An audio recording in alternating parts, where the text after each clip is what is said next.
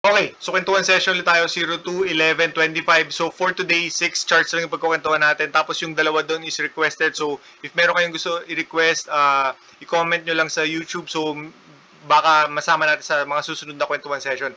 Anyway, so simulan natin, no? So DNL. So ito baka huling chart, huling kwentuhan session na to unless meron siyang panibagong move or meron siyang interesting na move.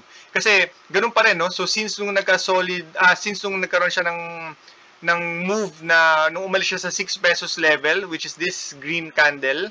So naging ano siya, naging net foreign buy siya. So for the past 3 days na trading sessions after that move, so ang maganda lang sa kanya is naging net foreign buy na siya. So actually today net foreign buy pa rin siya. Tapos if mapapansin niyo yung close niya is pataas ng pataas. Makikita niyo yung close niya is pataas ng pataas. So tingnan natin kung magkakaroon dito ng squeeze or magkakaroon ng flag for a possible bullish move. Or if nauntog siya dito sa level na to, range trade lang. So yun, no? Very interesting to si DNL. So tingnan, so isama na lang natin siya sa kwentuhan session ulit if meron na siyang interesting na galaw. So yun, so that's it muna kay DNL. Sunod natin si LTG. Ito guys, no, sobrang lakas ito ni LTG.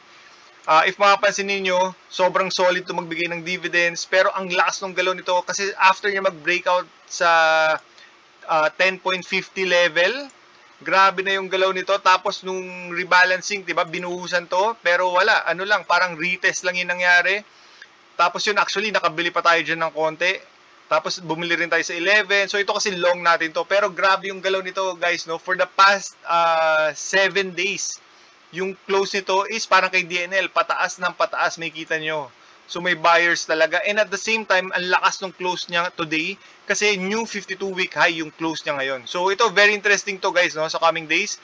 Kung babalik ba siya ulit dito sa range na to or gagawa siya ng panibagong base dito sa taas for a possible continuation move. So sobrang lakas ng galaw ni DNL ngayon, no, sa close niya. So tingnan natin kung meron tong news or may parating na dividends or gano'n, no? So check nyo na lang sa PSE Edge. Tapos ang next natin is requested. Ito si STI may nag-request sa atin. So ito sobrang solid ng move nito, guys, no? So mapapansin niyo halos parehas nito si Keeper. So mahabang konso, tapos breakout, tapos konso ulit. So mapapansin niyo guys ngayon, no, yung previous resistance niya nag-turn na into a support. Tapos, ang ganda rin ng galaw niya kasi it's trading above the MAs. And at the same time, if naka-load yung mga RSI, ADX, yung MACD, may kita nyo na parang nagre-reset yung indicator. So, maganda yun, no? Parang nagbuwelo lang, nag-iipon na lakas for a possible bullish move or continuation move later on. So, sobrang solid yung galaw ni STI. Tapos, so isunod natin si Keeper. Ito guys, no, makikita nyo si Keeper, parehas ni STI. Ganun din, di ba? Oh, long conso, breakout, conso, tapos nag-breakout ulit. So, baka ganun yung gawin ni STI. And at the same time, guys, ang ganda rin ng galaw ni Keeper today kasi net foreign buy to. Pero, kanina, nung morning session, may nagtitake profits dito, may nagbibenta, net foreign sell to. Pero ang lakas talaga ng net foreign buy ni Keeper kasi mapapansin niyo yung nag-close siya ng net foreign buy. So, ibig sabihin may sumasalo, may buyers talaga. So, ito ganun din, no? Ang maganda dito, ganun, imposible naman kasi na laging green, diba? So, very important yung ganyan, yung mga nagtitake profits. Ang importante is malakas yung charts. Pero ang maganda is may nag-absorb. And at the same time, tingnan niyo yung close ni Keeper ngayon, 2.50, diba? So, psychological level yan, significant level. So maganda yung close niya ngayon. And at the same time, ang gusto natin dito is magpahinga siya. Tapos yung parang kay STI, ang gusto natin is yung mag-reset yung indicators, magpahinga siya, bumuelo for a possible bullish move or continuation move later on. So yun, no? So sobrang similar yung chart ni Keeper sa ni STI. And at the same time, solid yung galaw ni Keeper today. So meron siya talagang foreign buyers talaga. So, ang next natin is si Vita. Ito, si Vita requested din to. Ito, very interesting yung chart nito, guys. No? If may kita ninyo, sa bigger picture, mahabang, siya, parang wala lang. Mahabang console lang, napatay lang. Tapos, biglang pinitek, di ba? Nung pinitek, nag-rally. Tapos, around 0.80 level yung resistance niya. Dalawang beses siya nauntog doon. After nun, nag-channel down na siya. Pero, ang interesting dito sa part na to, may kita nyo, guys, no? Na yung pinaka-bottom yung channel, naging support, which is the previous resistance.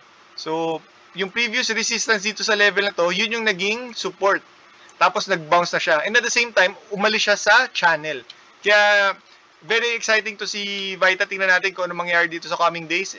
So, yung possible resistance ito is around 0.80. So, tingnan natin kung magre-range trade siya or magbe-breakout siya dyan for a possible bullish move later on. So, ito medyo maganda rin yung volume niya today.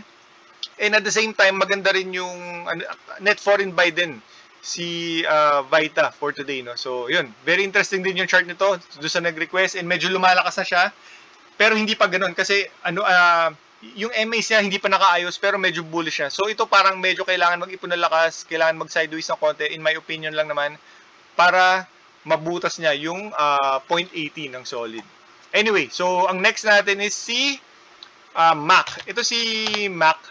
Very interesting to see Mac kasi may kita nyo, ganun pa rin, di ba? Yung previous kwentuhan session natin, yung previous resistance, nag-turn into a support.